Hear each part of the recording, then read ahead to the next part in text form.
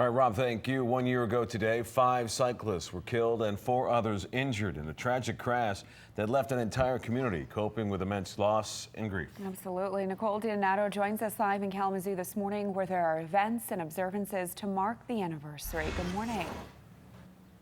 Good morning to the both of you. Certainly a day that many of us will never forget. Well, I'm just outside of Borges Health and Fitness Center, where later today there will be some observances set to begin this afternoon. One of them is a memorial mass that is set to take place. Also a memorial ride. It's called a Finish the Ride event. That will happen later this afternoon. More on that in just a moment. But first, a look back at those lives lost forever and forever changed, rather, back on June 7th of 2016. 5 members of the chain gang cycling group. You have Larry Paulik, Tony Nelson, Suzanne Sippel, Melissa Ann Fevig-Hughes, and Debra Ann Bradley, all hit and killed, struck by a pickup truck. 4 others were hurt, but they survived. And in the days and weeks that would follow, the victims would be laid to rest, and tributes such as ghost bikes would be placed in their memory. Even cycling legend Lance Armstrong would come to West Michigan in a Finish the Ride event to complete the trip those victims never got to do.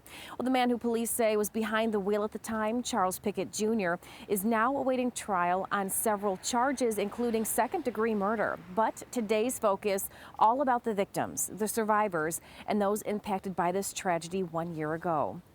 Everything starts with a memorial mass. It's at St. Thomas More Catholic Parish at 5 p.m. The survivors of the crash will be greeting people as they arrive, starting at 4:30. That's followed by the Finish the Ride event. It's a silent memorial bicycle ride hosted by the chain gang.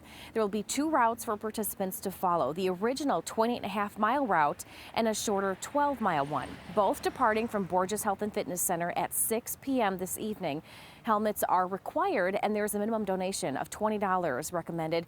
The proceeds will go to the Kalamazoo Strong organization. And today's events follow a fundraiser that was held yesterday at Arcadia Ales. All day, half of the sales went toward the Kalamazoo Strong organization, which raises money for the victims' families and a memorial in their honor.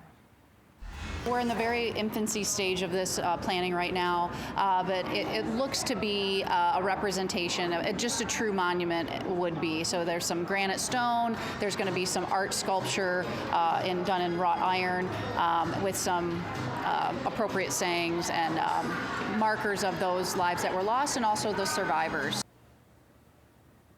And a lot of people looking forward to that final product later.